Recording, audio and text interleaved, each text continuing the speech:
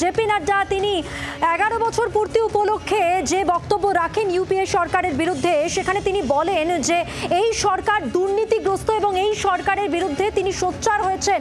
তিনি বলেছেন যে মোদী সরকারের 11 বছরের পূর্তিতে 2014 আগে দুর্নীতিগ্রস্তদের সরকার বিকশিত ভারতের কথা বলে এবং মহিলা সশক্তিকরণের কথা বলে মোদী সরকার।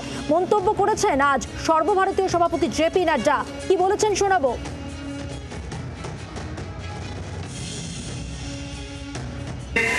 महिलाओं के लिए विशेष करके ध्यान दे करके विमेन लेड गवर्नमेंट, विमेन को आगे रख करके बढ़ाने का काम करना, यह काम भी हमारी सरकार ने बखूबी किया है।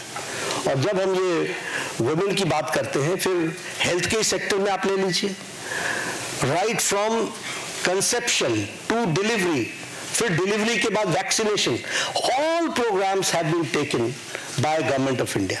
ऑल प्रोग्राम्स का इसरो में भी जब तस्वीर आई, जब चंद्रयान पे उतरा था, तो सबसे ज्यादा आपको वहां पर साइंटिस्ट महिलाएं दिखी थी।